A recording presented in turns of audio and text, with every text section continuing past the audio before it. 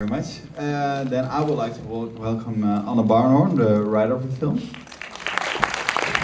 and Thomas Mariski, the actor of the film, by the role of Aaron.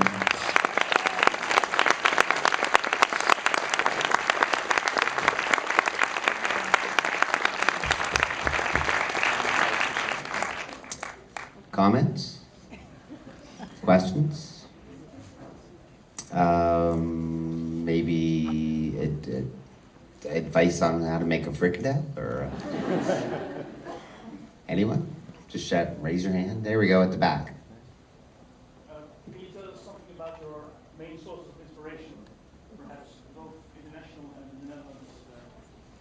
Dr. Long mentioned earlier, I was thinking perhaps out from London as well. Gentleman asked about your inspiration, your influences, both internationally and in terms of the Netherlands as well.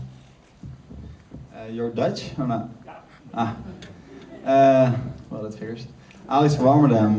Well, it wasn't really an inspiration, perhaps unconscious. I'm not sure if we didn't really grab a few films and thought like we're gonna make something like that, but me and Anna were inspired by a bunch of stuff. I think for me as a director, I was also inspired by a lot of comic books.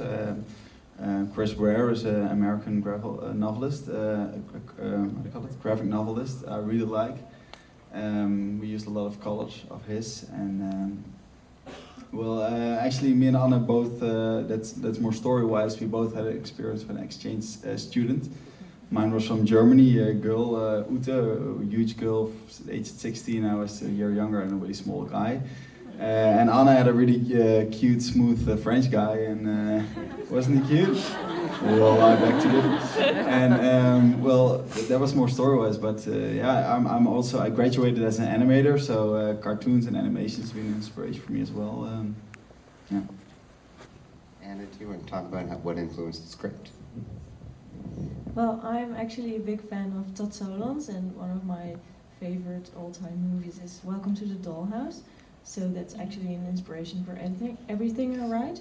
But I think both of our families were a big inspiration as well, because what you see in the film is actually a mixture of your family and my family. So.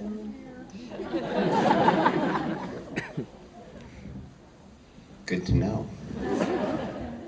Next? Anyone? Okay, all right there. Question was, how did you determine the fate of the bunny, or why did you determine that would be the fate? Well, the killing of the bunny is actually an expression of a lot of frustration going on in Eva's mind. And well, it's funny, we were just talking about it. We actually wanted to open the film with this scene. And actually we were quite happy that we didn't do that, because people seem quite offended by that scene. Even though no real rabbits got hurt. But I think it's also, when she kills the rabbit, it's also the end of her innocence, or the end of purity. And it's actually, the rabbit is white, so he symbolizes all of those things, you know, innocence, purity, and well, everything that was good comes to an end.